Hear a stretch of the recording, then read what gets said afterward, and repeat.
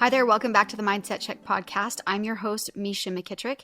This is a podcast where we believe that as you take time for a mindset check, you have more power than you think you do. And where we also believe that there is incredible value in learning how to process the things that come up for us in life, the good, the bad, and the ugly through our bodies, okay? Not just in our mind. We're going to be having a guest today. Her name is Brenda Winkle, and she is going to walk us through checking in to somatic healing and different healing modalities. I'm so excited to bring her into this conversation today, and I can't wait for you to learn some of the tactics that she teaches us to be able to do that on our own and to know when we need to reach outside of ourselves for help. I think you'll really love listening to this conversation with Brenda. As far as the haps and what's going on, I'm so excited. I've been talking and percolating a little bit about the Power Up course that I'm teaching, the group course that I'm teaching coming up this spring. The dates for this course, it starts March 8th. But before the 9-week course, I'm going to offer 3 days of free coaching that will definitely, I promise, be worth your time to drop in and see what you can learn. The purpose for me doing that is so that you can get a feel for my coaching style so that you can come and participate in that for free. And then you can decide if you want to participate in the course. I'm going to play a little clip for you from a woman who took my course last time. Let's see what Tiffany has to say. I highly, highly recommend Power Up with Misha. If I had to rate it, it would for sure be a 10 out of a 10. I loved how it helped me in every area of my life. It wasn't just like with my relationships or with my children or with work. It was literally every area of my life that I encounter. I was able to use the tools that she gave us and saw a difference in 8 weeks for sure. So I am so excited to see what months and years bring with using the tools that she teaches you. It was everything that I hoped of more, and I could not recommend it more. I think every person in this world could use this course, from teenagers to retired old people. I think that it hits every age, everything anyone is going through. So I, again, 100% recommend it. It was the best decision I ever made, and legit the best investment I have ever made. So it is so worth it. That's a little bit from Tiffany, okay, her heart and her feelings towards the program. In the program, what we do is we create new beliefs. We learn how to outsmart our brains and how to create new thought patterns, okay, new thinking patterns. We pay attention to our feelings. We learn how we can be in charge of creating those patterns for the way that we feel, and we can be in charge of our neurochemistry. Okay, our thoughts equal our feelings. That's what creates the chemicals in our body. That's what creates how we feel. And if we can be in charge of it at times when we can, then we step into some new power. We step into something that we have the ability to shift our feelings and to shift our energy. And we learn how to do that in the course. We learn how to let go of things that get in the way of all of this and the tactics on how we do that. We are going to learn about tuning in and our vibrations and how to be in charge of those and the importance of that simply because we attract what we are. We'll check in with our alignment and integrity, and we'll make sure that we're checked in correctly so that we can live in a really high vibrational state. We will walk around resistance and allowing and step into being open, so that we can accept amazing things into our life, into our living. We will also talk about our purpose and checking into our purpose and what we are meant to do, what we're supposed to be doing day to day, and how dropping into the present moment helps us to move into that. We'll also learn how to create a vision and how to manifest our future, how to create and remember our future, and what does that look like? And that is a place where a lot of expansion can happen because it allows us to think of life in ways we've never thought before, therefore introducing new thoughts into our life. And when we do that, we change our life. Everything in our life is because of the way that we think in our subconscious brain. And if we can alter that, then we can step into something else. And one more thing that I'm adding to this cohort, because I'm taking a course right now to become a heart math technician. Okay, so they are giving us very simple ways for us to teach heart coherence and what that is to our clients. And heart coherence is something that I found last year. It's changed my life. It's a state that you can get into in your body, and you can create energy from your heart that changes what you feel inside. It changes and upregulates everything that's going on inside of your body. Okay, I'm talking like cells and genes, your energy, right?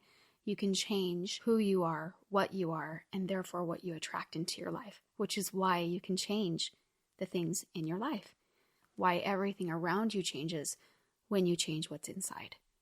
I'm so excited. I hope you join us on this journey. Click the link in the show notes. Make sure you get signed up for the free 3-day mindset challenge, and then you can decide if you want to continue on with the 9 weeks of coaching.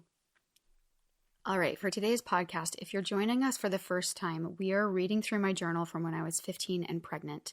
So there's a lot of story that's happened up until this point. And if you want to check into that, you can go back in time and listen to the podcast chronologically.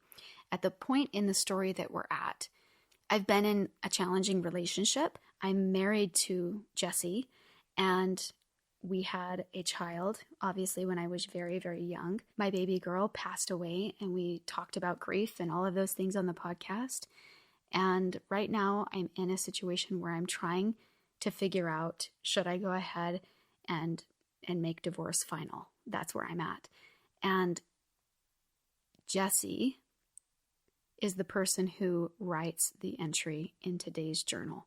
Okay, so he got my journal and took it upon himself to write a page in it. So let's see what Jesse has to say. August 11th, 1995.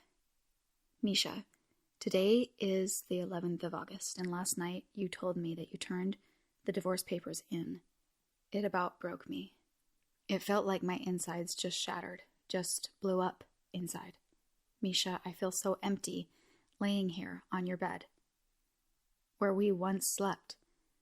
Misha, while we are apart, I will be regretting everything that I have ever done to you that hurt you, or any pain that you went through because of me. Well, Misha, what I'm trying to say is that I love you, Misha, more than anyone in this whole world, and I will be hating myself for not being with you, because it is my fault. I just wish I could have realized that you meant this much to me before. And Misha, from now on, in my eyes, I will be your husband, always and forever. Misha, please don't forget that. I love and care about you more than anything in this world. Misha, I love you, baby, forever your husband. P.S. I'm here for you whenever you need. Oh, this is like so hard. And when the guest comes on, before we were talking and I was describing to her that Jessie had written in my journal, her first words were, what a violation. What a violation. And that's not even what came across my mind. Yeah, it's a violation, but I don't know. More of the other things kind of are brought up when I read this, you know, the way that he claims that he will always be my husband, and then what transpires in the future of me needing to get like a restraining order because he started to, stalk me. It was really hard. And the thing about this, when I read this, and when I remember and think back to actually getting divorced and how I had processed so much of it. I was so ready for that divorce. I was so ready. I mean, I had been there many times. And Jessie kept putting me off. And then when it is finally here and we turn in the divorce papers, right? And you'll hear more about my process about doing that in the next episode. But as I did that, I was in the process. And he was shocked somehow, like he hadn't been listening to me, like he hadn't been taking me seriously and not internalizing it. And that is more of what I'm present to when I read this, of like how he writes it like it comes as a shock. And we've been through all of this stuff where he wasn't showing up, you know, and part of the conversation that we're going to talk about today is the lack of ability that we have when we don't process our things, when we're not taking care of what we are going through in life. And it also surfaces as an inability to show up for the people in our life, right? So as I was thinking about this episode and processing, I love this definition that I came across with processing. It says, the act of taking something through a set of prescribed procedures. We've talked about a lot of different ways to process through our grief, to process through all of the hard that sometimes comes up in life that are, you know, typical of daily life or living, you know, and then also heavy things. Episode 63 is a really great one to go back to if you're loving this topic of processing and you want more after we're done today. But in the idea around processing, I wanted to ask one of my dear friends, Brenda Winkle, to join us today because she does a lot around healing. She is a mindset empowerment coach and an energy healer, and she is trained or is training in a lot of the modalities that we talk about today. And she's really in tune with our bodies and with different ways that we can heal by getting outside of our head to do so. So we talk about a lot of those today as we dive in together. And I had really brought Brenda up to speed by talking with her about all that was not being processed at this point. So everything around Taylor's passing on both Jesse's side and on my side of things that weren't being talked about or processed. And then, you know, because that's also a very taboo topic. And we talked about how sometimes when things feel unmentionable, we tend to avoid them and to not process them. So there is a big difference that we talk about in the avoidance of processing and also in your brain, you know, kind of burying it for a while because you're not quite ready for it. So we dive into all of that. But as I was prefacing Brenda, I was talking to her about the processing around Taylor's passing and also the processing or lack of processing with where Jesse is at in the divorce of feeling totally crushed. And I did not feel that really at all.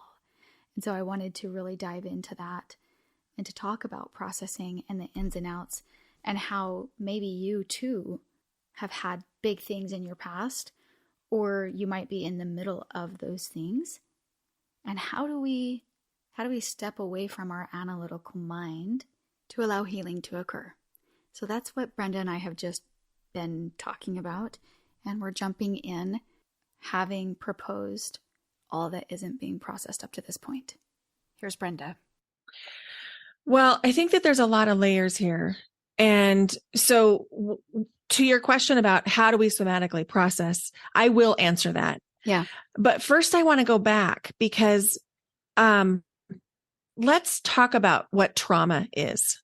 Yeah. Trauma at its simplest definition is too much, too fast in a way that you cannot process. That is the definition of trauma. Oh, I like that. And so like I have this glass of water here and there is about an inch at the top that is available to pour more water in. So if this glass represents my capacity for new experiences, and I have a new experience that's too much, too fast, my glass is going to overflow. Mm-hmm. So if I have this glass with only an inch of space at the top, what it's going to take me to experience a trauma is very different from what someone who might have 4 inches in their glass left. Yeah. And so I would love to take away any of the value that we place on trauma. There's so much shame around it. And there's these questions like, why was this traumatic for me? Why wasn't I strong enough to process this? And I just want to say, your brain is protecting you. Yeah. That's what it's supposed to do. And so there's no value judgment in experiencing trauma. It doesn't mean you're a weak person or a bad person or that you're doing it wrong. It means it was too much, too fast for you. That almost just makes me want to just cry, because there's a celebration in that. And that is so the opposite of shame or of sadness or of anything inside of that. It's just automatically freeing and celebration and joy. And like our brain was working for us and helping us, you know? Yeah. It's amazing. It's so good. And so our brains really do protect us. So if we talk about the science of stress and the science of brains, we are in our reptilian brain, which is the brain stem when we're experiencing a stressful event.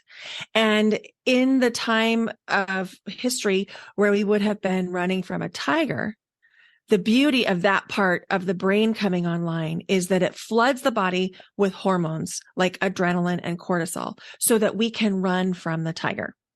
What happens when that happens scientifically is that it shuts off our vagus nerve, shuts it down, and it allows us to run fast, to be safe. When we're in our reptilian brain or the brain stem, we're not thinking clearly. And there's beauty in that. Why would we want to think clearly about something that's horrible? Yeah. we wouldn't want that for ourselves. And so many times we create a value around, I don't remember this. I sort of left my body. I disassociated. And then we judge ourselves for that. But that's your brain's way of taking care of you. Yeah. It's a celebration. Celebrate it. And then, sometimes we have such a desire to understand and to muscle our way through it and to think our way through it that we're trying to conjure these memories that we have, thinking that as soon as I remember, I'm going to really be healed. Okay. Yeah, that's interesting. Yeah. We don't necessarily have to remember. You don't have to remember. And sometimes in the white space that we allow ourselves as we're beginning to heal, we can remember, but it takes us creating that white space. I feel like there's a little bit of an awareness or a commitment that we can make to ourselves that when something comes up, like it's coming up for a reason. Yeah, for sure. And when it's coming up, whether it's surfacing in your body or whether it's surfacing in your thoughts analytically, that to trust yourself that your body is saying, okay, now you're ready. Absolutely. And if it's not, then that's okay. Yes, 100%. I think the trouble I've learned that we can get into is that if it's coming up and we continue to push it down. Oh, yeah. For sure. For sure. Because here's the thing. If it's coming up and we're continuing to push it down, we're also hot potatoing our emotions. I love that term. Yeah. And when we hot potato our emotions, we don't ever give them space to breathe. And the thing about emotions is even the toughest, most difficult emotions at their peak only last about 90 seconds if we really feel it. And then it shifts and turns into something else. Like, let's take the grief, for example. Right. Grief is not a one-time emotion. It's not like you're going to feel grief for a day and then be done. I don't want anyone to think that I'm saying that. That's not what I'm saying. Right. What I am saying is if you're in the depths of grief, really allowing that emotion to come through at its height, it'll last about 90 seconds and then it's going to shift. It's going to turn into, oh, okay, that felt good to cry it out. Now I feel a little bit of relief. Do I feel anxiety? Maybe I feel contentment. Maybe I feel joy, remembering. Maybe I feel gratitude. It will shift. I don't know what it will shift to. And that's going to be really dependent on the person and what their grief is about or what their emotion is about. But I promise you, it will shift. And the more you tune in, the more you'll realize that we are actually safe to feel. And our bodies have so much wisdom. So sometimes something will start to percolate to the surface and we won't think about it, but we'll have this body awareness. Right. It might come in heaviness, or it might come in like a feeling of anxiety, or it might be really local, like maybe hip pain popped in out of the blue, or all of a sudden you can't walk on one ankle, or you have a shoulder cramp. And so asking the pain, whether it's emotional or physical, Yeah. what are you here to tell me? Yeah. And what do you need? What can I do for you? Is really soothing. Yeah. And then just listening, teaching your body to be able to listen to what comes. Yeah. Absolutely. Yeah. And if you don't feel safe to do that on your own, and I just want to honor that and name that there is a level of trauma at which someone might not feel safe to do that on your own, then finding someone that you really trust to work with, whether it's a somatic coach or a breathwork facilitator or an energy healer. But I will say, there's a big range out there of people. And if you've experienced trauma, you want to make sure you're working with someone trauma informed. Because there's a different way to handle things. Yeah. So good. So what can you teach us, or what can we look back on and say, well, first of all, let's describe what the difference is between analytical and somatic. Is that the way that you would describe the differences between when we're handling things, processing things?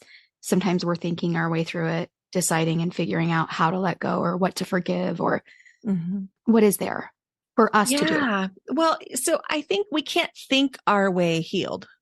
It just won't happen. We won't think our way healed because our thoughts are a pattern. And so if we picture a country road, right? A country road. I grew up in northwestern Nebraska. And so I have this picture of country roads, and a lot of them were paved, but a lot of them weren't paved. And if it wasn't paved, when it got rainy, they would get really muddy, and you could still move around on the muddy road. And if you got stuck, someone could push you out and you could continue on your way. But once that mud hardens, then it becomes really difficult. In fact, sometimes there are turns that are in the rut that they force your car, no matter how hard you're holding on to the steering wheel. So as we're thinking thoughts, our thoughts that we've been thinking for decades are like those ruts. It's going to take time to change the thoughts. That's just the nature of the human brain, is that it really likes patterns and it really likes repetition. And so those thoughts can kind of be a cycle. So if we can get out of the mind into the body, we can begin to feel some relief, because a lot of times we're storing things in our body that they started in our mind, if that makes sense. So an example would be, when I was talking about us being in our reptilian brain, our brain stem, if we can get into our thinking brain and then bring that vagus nerve back online, excuse me, then we can begin to feel some relief. So I'll teach you something right now that you can use to really soothe yourself. It's called heart hug or brain gym. I've heard it turned both ways, and I'm going to try to describe it for you so that our listeners can really, really dig into it. And you can try this with me, Misha, if you want. So we're going to put 2 thumbs up in front of your chest. Okay. And then we're going to turn our thumbs so that they're in an even line between us. And now you've got your palms facing the floor and the backs of your hands facing the ceiling. And you're going to continue that rotation. So now your thumbs are pointing down to the floor and the backs of your hands, excuse me, are together. You'll open your hands. I'm trying not to hit my microphone. And then cross your hands, and then cross your fingers so you're holding your hands, and then swing your hands down towards your body and back up. So now they're resting on your heart space. So what's happened, and I just invite you to sit like this for just a minute, unless you're driving, of course. Don't do that until you're not driving anymore. What I invite you to do is just to sit with this and see how it feels. So from a scientific perspective, what has happened is you've crossed the right and left brain meridian. So if you've crossed the right and left brain meridian, that now means you're in the prefrontal cortex of your brain. In other words, you have taken yourself out of your brainstem back up into the thinking part of your brain. So automatically your hormones are beginning to shift. You're beginning to bring oxytocin and serotonin and dopamine back online. And you're beginning to feel less of that cortisol and adrenaline from a scientific perspective. From an anecdotal perspective, you just start to feel better. You start to feel a little bit more relaxed and a little bit more relief. And then if we add some breath to it, like for example, if we add a square breath where we breathe in for 4, pause for 4, breathe out for 4, and pause for 4, it just feels so soothing. So let's just try that together now. And I'll count and you can breathe, and I'll go through 2 rounds and then let you do 2 on your own. So we'll breathe in for 4, 3, 2, 1, pause for 4, 3, 2, 1, exhale for 4, 3, 2, 1, pause for 4, 3, 2, 1, inhale 4, 3, 2, 1, pause for 4, 3, 2, 1, exhale 4, 3, 2, 1, pause for 4, 3, 2, 1, do 2 on your own.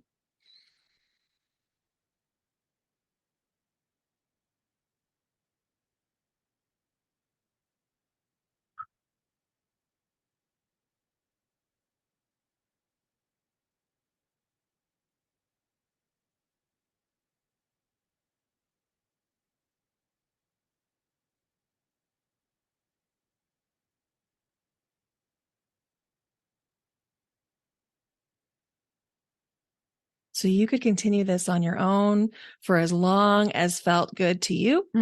It feels But so good. even those 4 rotations feel Yeah. so good. And the science behind it is because you're changing the pH of your blood. And you're adding more oxygen to your blood. And then when you hold the inhale, you're helping deal with anxiety. When you hold the exhale, you're helping deal with depression. Wow. So powerful and so simple. Yeah. And I'm going to call it a heart hug. I love the heart hug. Like a heart hug. That's yeah. so good. It's so nourishing. That's so good. So it's interesting to me that you're saying that we don't think our way to any healing. Mm-hmm. Because to me, and I feel like that there is action that sometimes comes from our thoughts, but maybe it's best when it originates from our body, from a state. Because like if you're thinking about forgiveness, for example, and there's a certain amount that has to make sense to you, right? I mean, unless you're really like free flying, like it's fine. You know what I mean? I think there's a certain amount that has to make sense to people. So that's why I kind of like thought in my mind that there's like an analytical side to healing and that there's like this somatic side to healing, which is what we just did, basically like kind of getting out of your head to heal. And that there's a sense of being able to heal things without knowing them somatically, like, right? Am I saying that the right way? Somatically? Yeah. I mean, just really, it just feels like that there's an element that can be healed that, like you said, we don't necessarily have to always think about it. But yes, your brain is probably going to want to make some sense of it. So maybe healing is together in the sense that we have to try to make sense of it. Well, I think that there's definitely a place for the analytical side because we all have that, right? We all have this thinking brain. And so when we're talking about the action, like you were saying, those actions really come from a place of thought.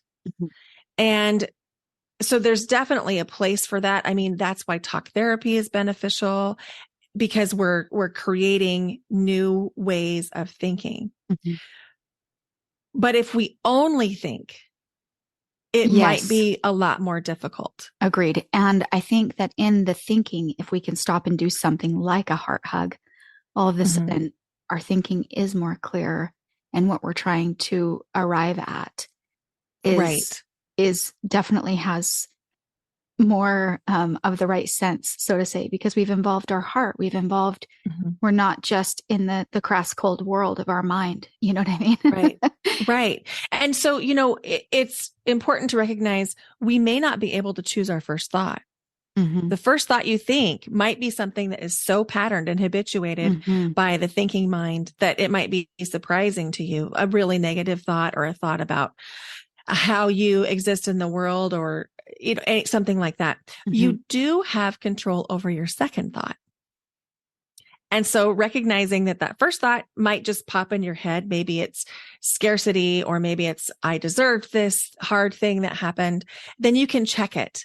And one of my favorite ways to do that is just to say, delete, delete, delete. No, that is not true. And then choose another thought. Yeah. And then the combination of recognizing that our thoughts really do create our feelings, and then being careful what we think, is super helpful. Yeah, I think that's a great thing to point out. I think it's also important to point out that it might feel overwhelming at first, but the very moment that you make that choice, it becomes easier the next time, and easier the next time, and easier the next time to make a choice with your thought. And I love the way that things in the somatic realm, like meditation, yoga, all of these different avenues, help us to gain more mindfulness or more control to be able to choose those thoughts when we're in the middle of that.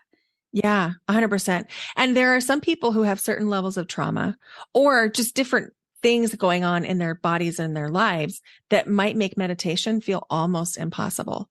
And I just want to name that for people. And so breath work might be good for those people that feel too triggered by sitting still and meditating. Do you want to talk for a minute about the difference between breath work and meditation? Sure. So breath work is in the body. It is literally in the physical body. We are doing a somatic release, healing the body and healing the mind through the body.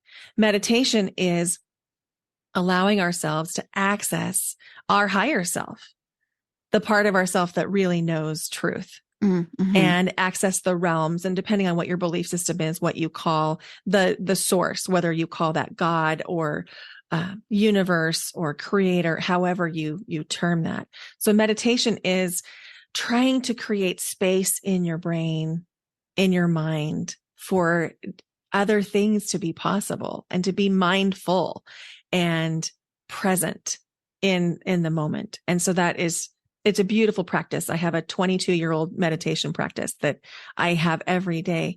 And I just want to name that if people have a lot of trauma, and every time they get still, it comes up for them in the form of flashbacks, or they feel anxious, that walking in silence without earbuds in, without, listening to music or a podcast, but creating silence and then walking to discharge some of that energy is a meditation. Beautiful. And so there's lots of different ways that we can access meditation, whether it's through breath work, or through sitting still, or through yoga, or through walking. Or for some people, it's in drawing. They are able to meditate if they're maybe doing a coloring activity. And there's lots of different ways anytime to the mind it. sort of quiets and the heart, the breathing slows, and kind of back in tune with ourselves, recentering, whether you're drawing, planting something in the garden, or that can all be considered meditation. 100%. Yeah. Even just sitting in the bathtub staring at a candle, that's meditation. It's so good to name all the differences. As far as somatic healing, we've talked about yoga, meditation, breath work. Are there more avenues for getting outside of the head and healing our body? Yeah. Reiki is a great option. Reiki taps into universal life force energy. It's a form of Japanese energy healing, and it promotes the body's relaxation so that the body can heal. And that is a really nice way to heal it without having to think it all through. And so that's really useful. I wouldn't call theta healing necessarily a somatic form of healing, but theta healing is also very, very effective at changing belief patterns, releasing trauma in the body, and trauma across genetic lines and even across ancestral lines. So many things you said that I want to take apart. So with Reiki, Can you describe for us, is that somebody that's walking you through it, or can you walk yourself through Reiki? So Reiki, we all have this Reiki life force energy that is flowing through our bodies. And when you get trained, you get an attunement, and the attunement unlocks the chakras that are in the palms of your hands that really turn that power switch on, so that now you have access to the Reiki. So if you, and like I said, there are people who have stronger natural Reiki flows than others, but you really do want that attunement from a Reiki master teacher to turn that switch on. And then, yes, you have access to it. You have access to that Reiki energy in a different capacity. And so there is a place for Reiki self-healing. In fact, that's what all Reiki 1 is about.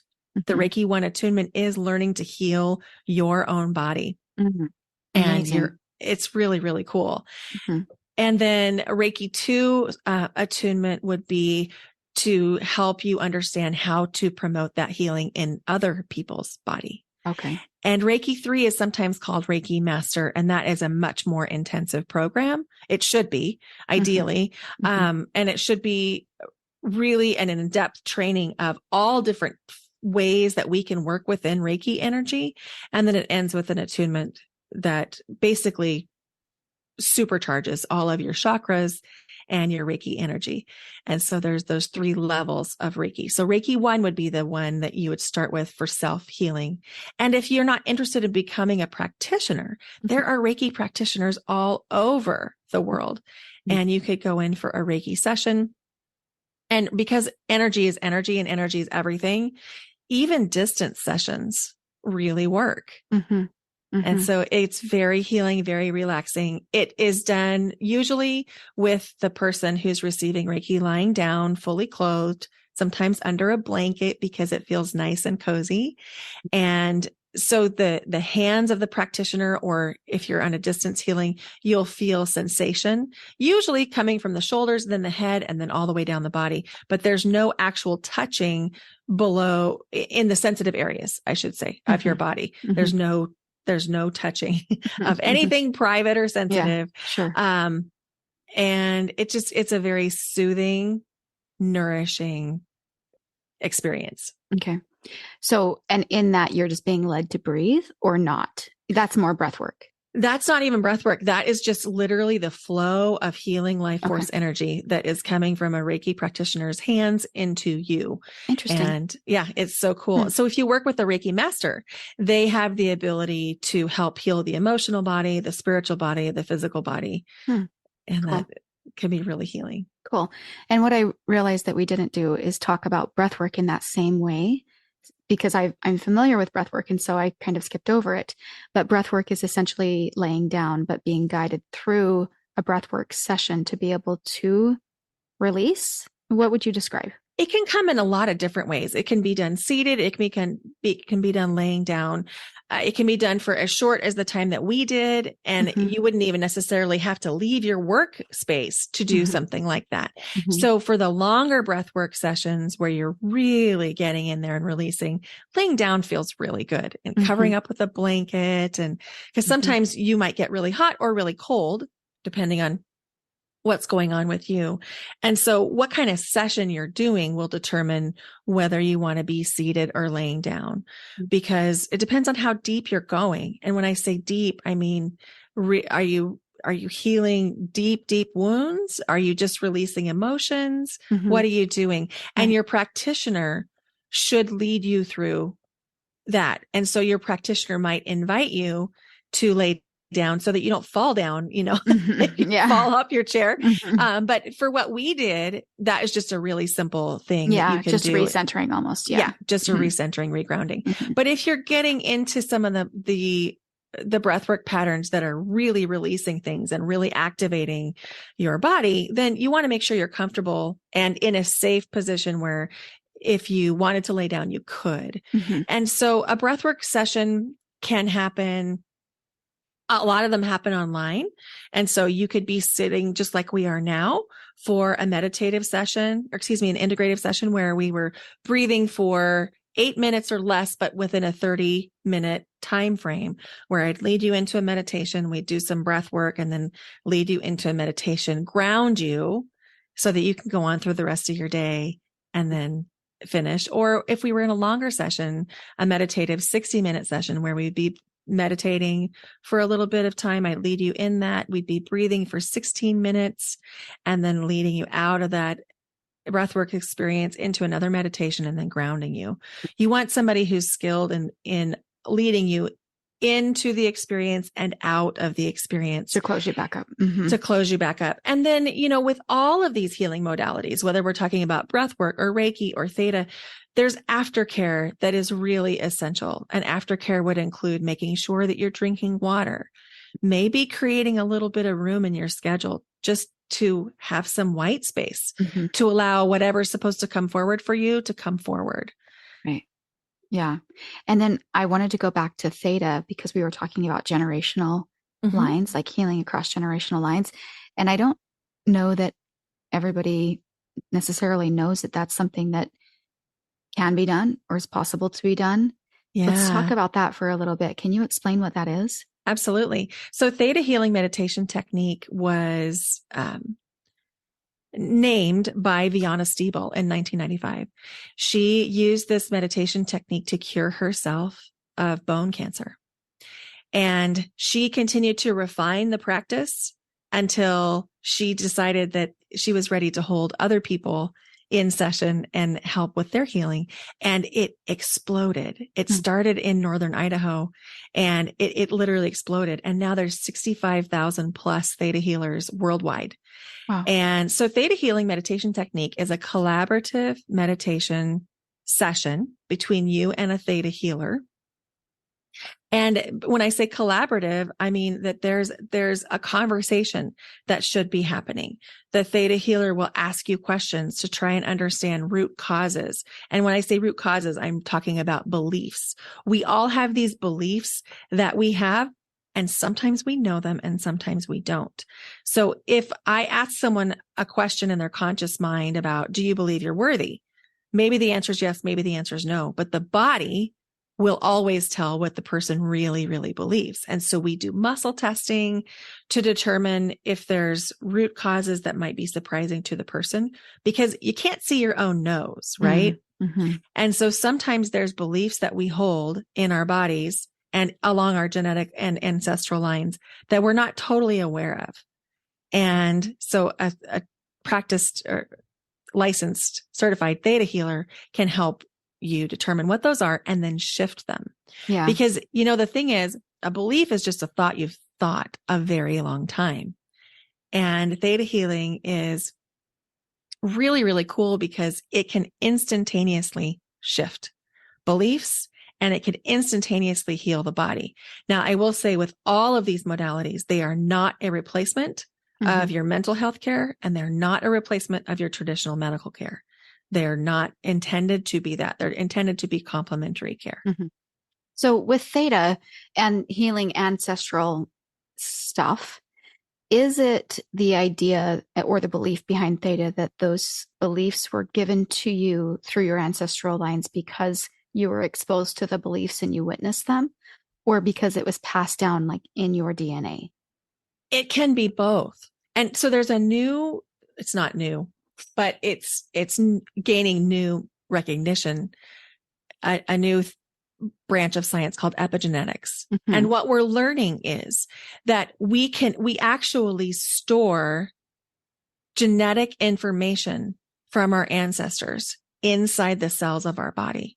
So for example, they have studied the descendants of the Holocaust survivors, and they can find evidence of the trauma in the cells of the descendants. Wow. And so that would be an example of what we would heal along ancestral lines.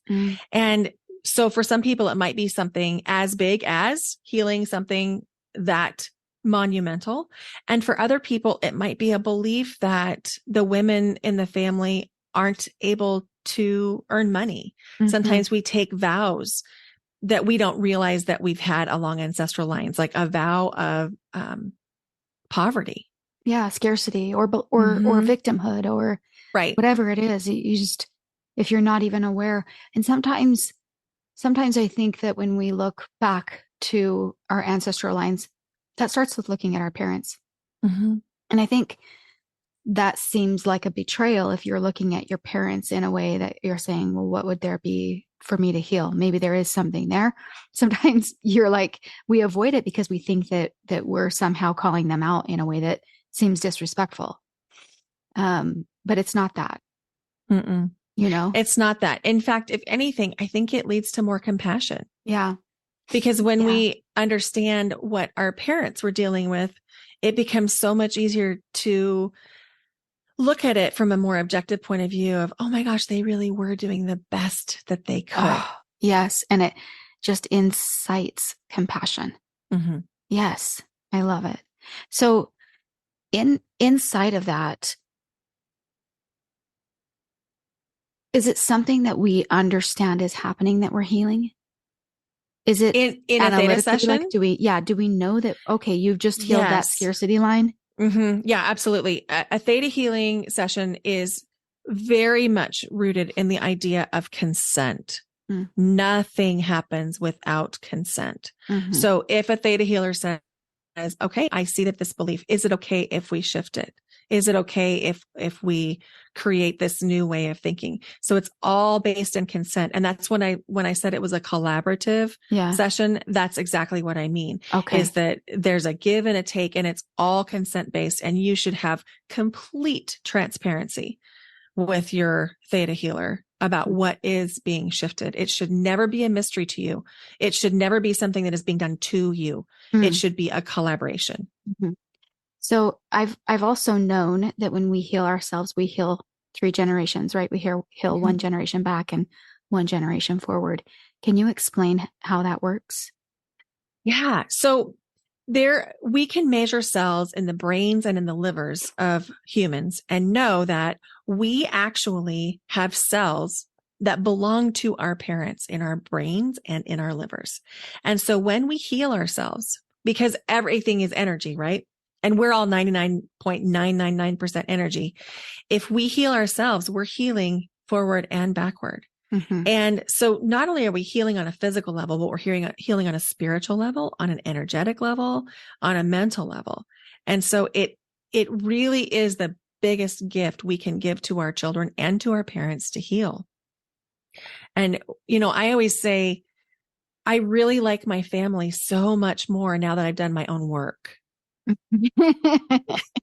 That's when you're like, oh, so much of that was inside of me. Yeah. And Yeah. so much of it is, it's not even them. It's not even things that they did or said. It's the way that I perceived Mm-hmm. what was happening. Mm-hmm. Yeah, I love that so much. So inside of that, are you saying that we are actually we can't change the cells in other people? We're just changing the cells that live inside of us? I'm a little bit tripped on that. Well, yeah. Or So, is it just the way that we show up? See, because I know that when we have energy and energy flows outside of us, right? They measure our field of energy, and then the mhm, pure interaction with those people is what mhm. heals them, because then they're able to intersperse and be a part of that energy. Or are we healing them even if they've passed on or something? We're not with them. Yes, and okay. Yes. And so, yes, you're healing the people that you're interacting with in the energetic field, but the certification through theta healing is like, for example, I'm looking up at the wall at one of my certificates and it says theta healing advanced DNA certification. Mm, There is evidence to support we actually change the DNA in your body when we shift these beliefs in the mind and in the spiritual body. mm, And it's just fascinating and kind of mind blowing. So when I was first certified as a theta healer in 2016, one of the things that my teacher that was leading me through said is, you're going to see changes in your interpersonal relationships because you're healing them too once you activate this part of healing in you. And it was almost immediate. In fact, my dad said, mm. what has happened? I can tell something has shifted in you and I'm feeling it in me, because my Wow. dad is really, really sensitive too. Yeah. Amazing. And, it's just so cool, so profound. Well, my father-in-law went to a conference, and he is a chiropractor, and he was listening to a person deliver their speech, and he relayed a story to me, and I have since like tried to find the veracity of the story or the source of the story, and I haven't been able to. But the story always blows my mind. I think it is worth talking about. He he stated that there were these prisoners who would reoffend, so they would be put back into prison. And it left the people just mind boggled, like, what it's like in here. Like, why are you re-choosing to come in here? And so they studied their DNA, and they found that they all had the same what do you call, like a default or a disconnect in their DNA. And so they decided, as their halfway house, that they were going to send these people who had the same DNA thing going on to the people who had the most healthy DNA in the world. And so they sent them to the Himalayan monks as sort of their halfway house, as an experiment. And when they were with these Himalayan monks, they had to do everything that they did. So they did the meditation all day long with them. They woke up at 4 a.m. They did all the things. And by the time they graduated their halfway house experience, they tested their DNA and it had healed. And I love that story with such fierceness because it's evidence, right, that we have more power than we think we do. Like, you are not up against whatever it is that you think is true about you, that you don't like. Right. You can do whatever you want to do. Absolutely. And so there's two people that are really leading this field, and they're leading it from two different directions or two different angles. So Joe Dispenza, the work of Joe Dispenza, there is tremendous body of research that he is really developing and helping finance around the energetics of healing and the power of the mind. And so I would encourage people to look for a Joe Dispenza, because there's tons and tons and tons of stories like this with spontaneous healing. Not spontaneous, but, over the course of a week or something, which is pretty spontaneous in the course of time. And then Mark Hyman is a doctor that I don't want to say his place incorrectly, but I know he's based or was based at one time in the Cleveland Clinic. And he has just written a book on aging. And what they have discovered about nutrition is that if you start to eat whole foods, a lot of the symptoms that we have in our bodies, like, for example, ADHD or the tendency for violence, they go down. So he was citing some research in his book. He was citing some research on what happens in juvenile detention centers when you change the food to include whole foods, like vegetables and fruits and whole grains and healthy meats, as opposed to the packaged foods. And the violence went down like 90% because of the healing that's happening in the body. So yes, you can have these spontaneous healings and changes in DNA with thought, because thoughts become things. And then being really aware of, what are you putting in your body? Because if you're putting chemicals in your body, like let's say a Twinkie with all those ingredients that you cannot pronounce, it's interfering with your DNA, and it's interfering with your healing, and it's interfering with your thoughts. Yeah, it's really asking a lot of your body. Yeah. Even though we've just come off the holidays and we've all done it. Right. Yeah, but sure. It's important. The more knowledge that we have, I love the road that my husband and I have with going off of glyphosates in food, which is the main chemical in Roundup that, insects don't eat, but we do. And so there's a lot down that road. There's a lot you can go down with that road. And I believe with my whole heart that what you're putting in does produce. It does produce something. How did you find that road? Like, what have you done to learn more about eliminating that from your diet? Okay, so this is like an entirely different podcast, and it's literally it's amazing stuff. I worked with a doctor around it, and she taught me so many things. And basically, we went whole foods.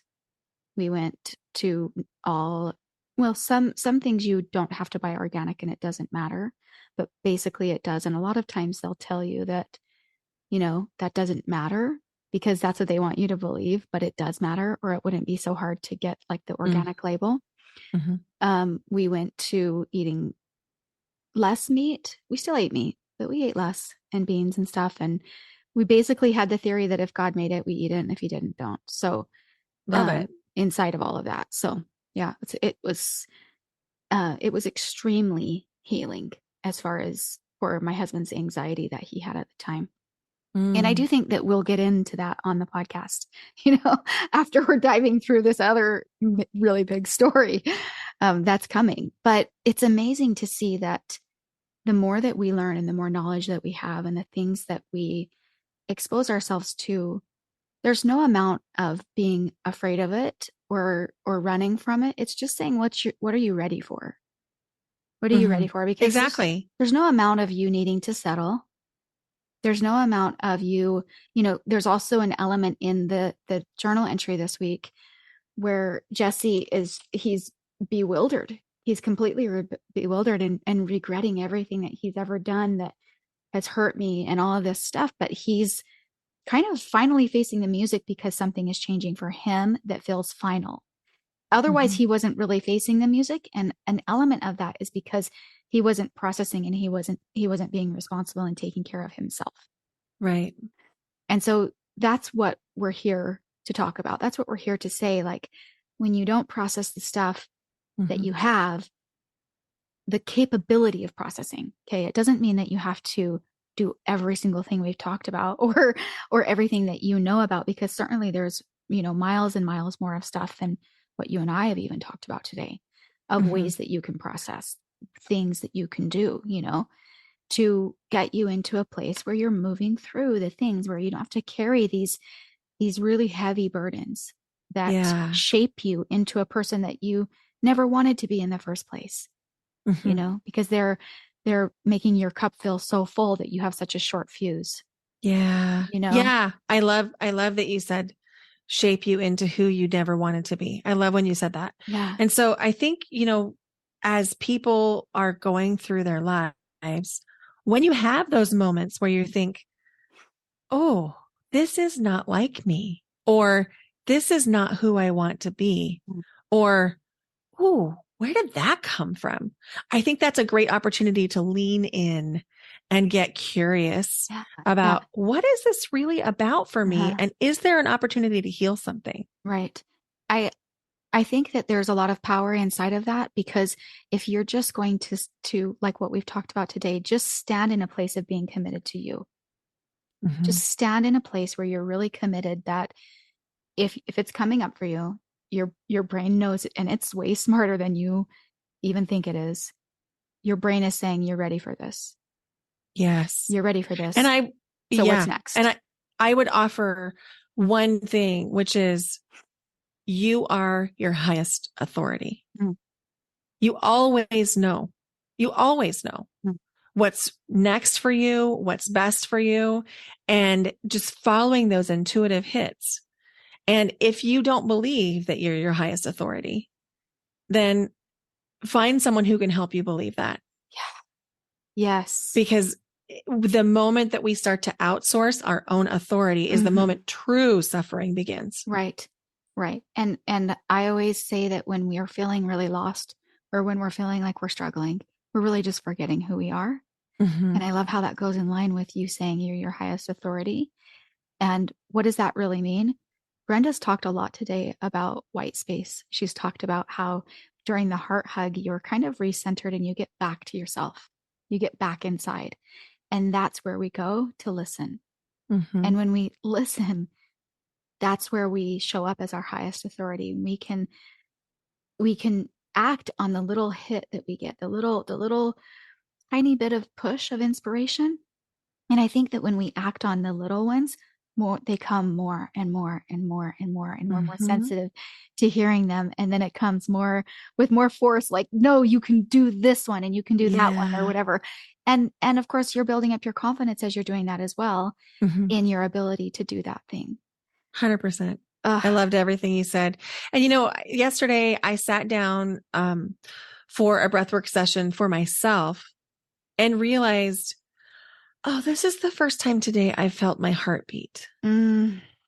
And so, just remembering that this is the journey and it's not a destination. This is a constant practice and giving ourselves grace to remember that some days we're going to nail it. Yeah. And some days you're going to sit down at 4:00 in the afternoon and realize it's the first time you felt your heartbeat.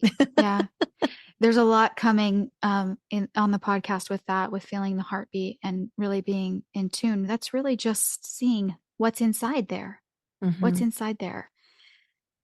Brenda, I feel like you always have the best tactics. You always have the most amazing, like little tactics, like the heart hug or something like that.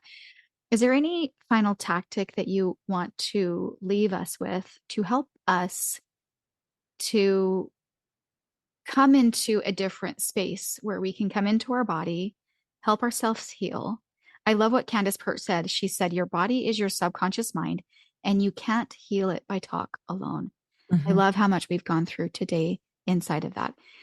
Is there any other thing that you want to offer inside of a tactic? And then any final thoughts that you have about the things that we've talked about?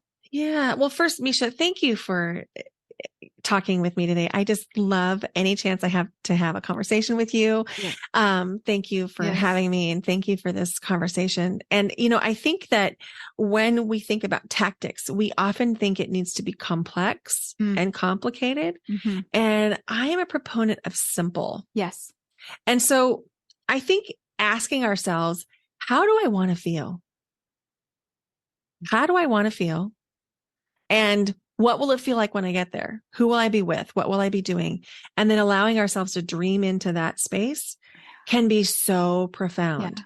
So if you're feeling bad or sad or scared or whatever, how do I want to feel?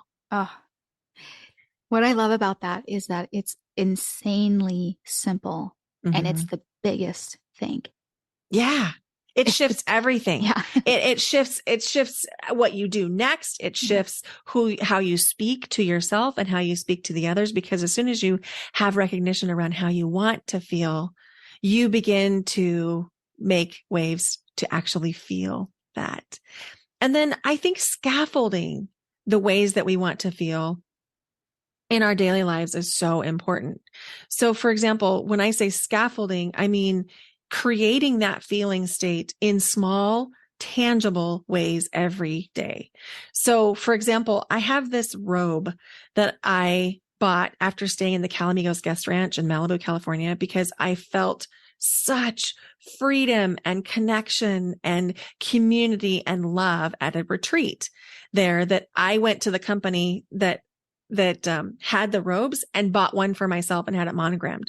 So when I need to feel, or I want to feel that freedom, connection, community, luxury, I wear the robe. And so scaffolding it in your day, maybe it's a candle, a fragrance that you love, or maybe it's a really nice blanket on your sofa, or maybe it's a pair of socks that just feels so nurturing, or maybe it's a really cool handbag, or maybe it's a cup of tea, or maybe it's your coffee with your favorite creamer. It can be anything, but the more tactile it is, the better.